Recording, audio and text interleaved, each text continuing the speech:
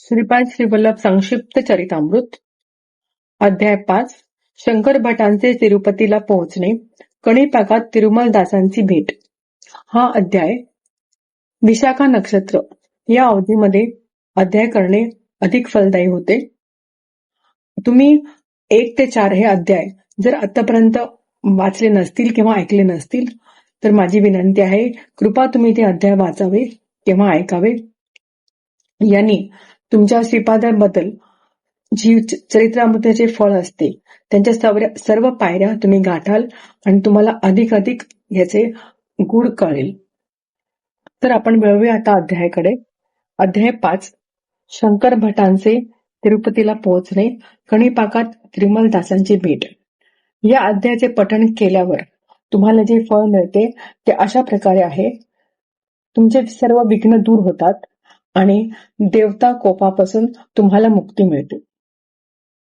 अध्याय 5 शंकर भट त्यांच्या प्रवासात तिरुपती महाक्षेत्रात आले.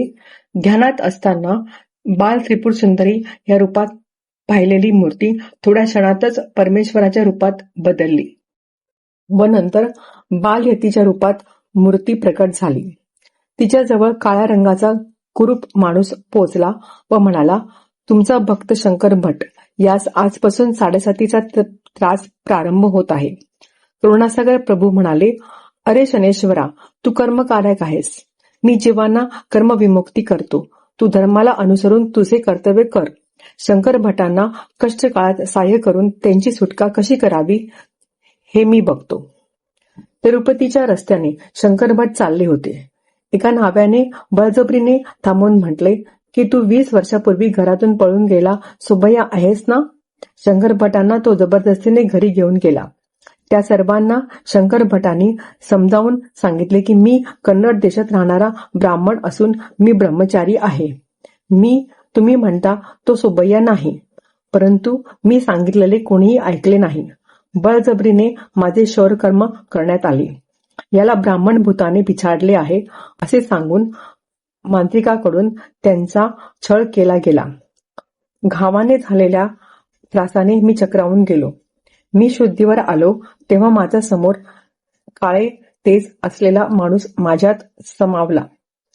7:30चा काळ कष्टकाळ असून ह्या काळात श्रीपाद प्रभू माझे रक्षण करतील असा मला विश्वास होता. त्या काळात श्रीपादांचे नामस्मरण करीत होतो. त्याबरोबर त्रास कमी होण्यास सुरुवात झाली. मांत्रिक त्यांना चाबकाने मारत होता. नामस्मरण सुरू असल्याने मांत्रिकाचे कर्म त्याच्यावरच उलटत होते. उपाय सुरू केल्यापासून 5व्या दिवशी मांत्रिकाचे घर जळून गेले. त्यातच शंकर भट सुबैयाच्या आई वडिलांना म्हणाले की संपत्तीची विक्री करून मांत्रिकाच्या मायाजाळात पडू नका. मी तुम्हाला आई वडील मानतो. एवढ्यावरच मांत्रिकाकडून मुक्तता मिळाली. त्याच संभ्रमात राहून सेवा करणाऱ्या सुबैयाच्या पत्नीला शंकर भट म्हणाले, मी खरा सुबैया आहे यावर तुझा विश्वास आहे का? त्यावर ती म्हणाली, आपण माझे पती आहात का नाही ते परमेश्वरालाच ठाऊक. मला तुमच्याविषयी कुठल्याही भावना नाहीत.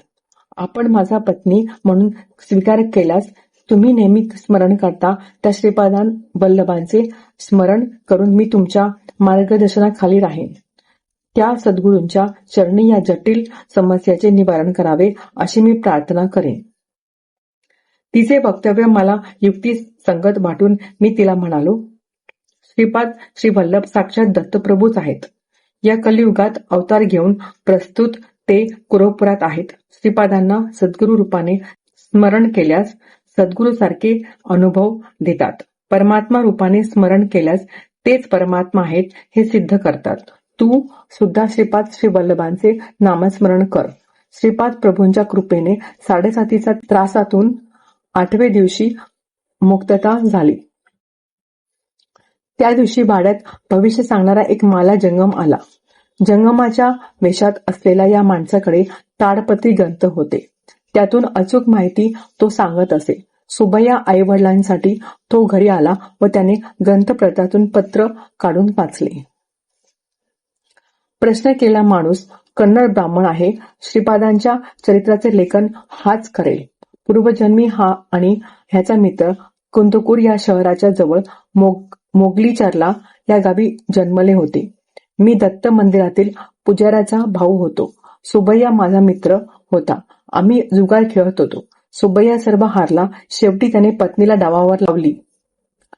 तो डाव हारला. तो बायको देईना. हे भांडण मोठ्यापर्यंत गेले. त्या जन्माचा हा परिणाम म्हणून हे भोग शंकर भटांना भोगावे लागले. दुसऱ्या दिवशी सुबैया स्वगृही परतला.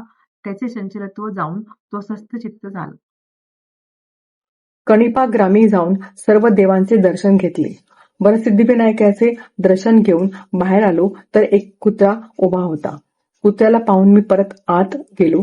पुजाऱ्याला माझे वागणे विचित्र वाटून तो परत आत का येतो आहे याचे कारण काय असे त्याने विचारले. मी भीतीने कारण सांगितले. ते म्हणाले, मी त्यांना प्रसाद बांधून देतो, मग ते जातील. एकंदर 4 कुत्रे आल्यावरच प्रसाद देतो. ते 4 कुत्रे तिरुमलदास दुव्याचे आहेत.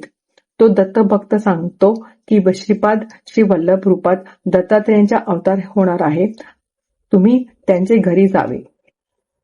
शंकर भट त्या कुत्र्याबरोबर त्यांच्या घरी गेले. तो रजक 70 वर्षाचा म्हातारा होता.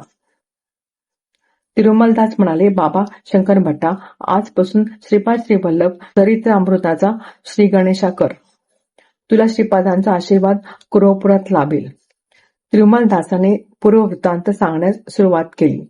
पूर्वजन्मी मी वेद पंडित होतो. मरताना गायीचे वासरू चिंदी चघळत होते. ती काढण्यास मुलाला सांगितल्याने रजकाच्या जन्मास आलो. पूर्वपुण्याने मी मल्यादीपुरात जन्मलो. मल्यादी नावाची 2 घराणी होती. बापनाचार्य व श्रीधर हे गावचे हे दोघेही महापंडित होते. गोदावरी महामंडलाअंतर्गत असलेल्या ऐनविली या गावात झालेल्या गणपती महायागास दोघेही होते.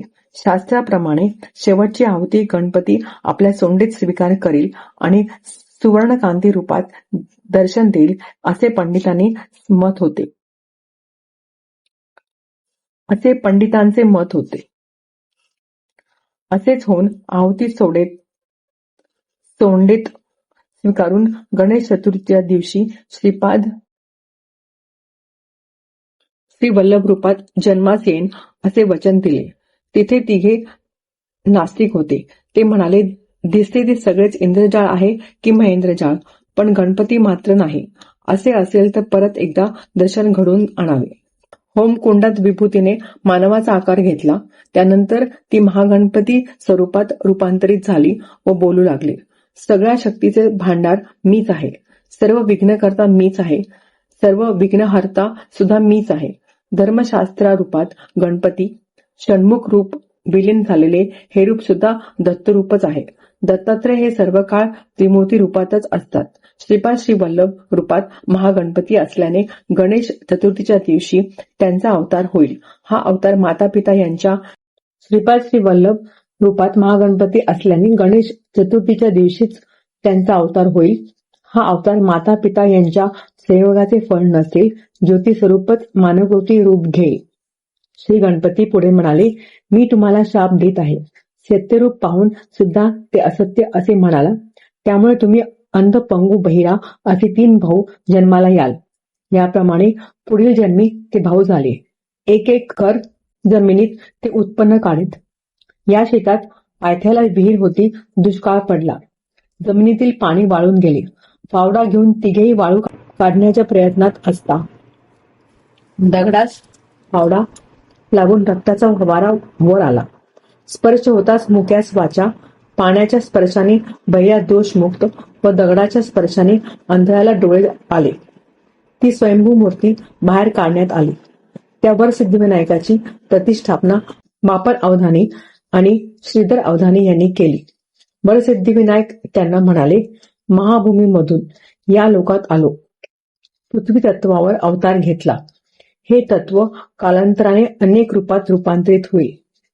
जल तत्वात, अग्नितत्वात, वायू तत्वात, आकाश तत्वात माझे अवतरण झालेच आहे. श्रीशैल्यमध्ये शक्तिपात केल्या दिवशीच गोकर्ण, काशी, बद्री, केदारमध्ये शक्तिपात होईल. श्रीधरा, तुझ्या घरचे नाव श्रीपाद म्हणून बदलत आहे. आजपासून श्रीपाद या आडनावाने ओळखले जातील. तिरुमलदास शंकर भटांना म्हणाले, तू श्री पीठिकापुरात अनेक महानुभावांना भेटशील.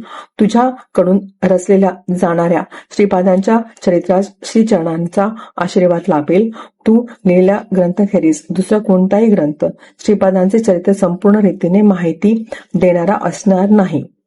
ही श्रीचरणांची आज्ञा आहे. श्रीपाद श्री वल्लभांचा जय जयकार असो.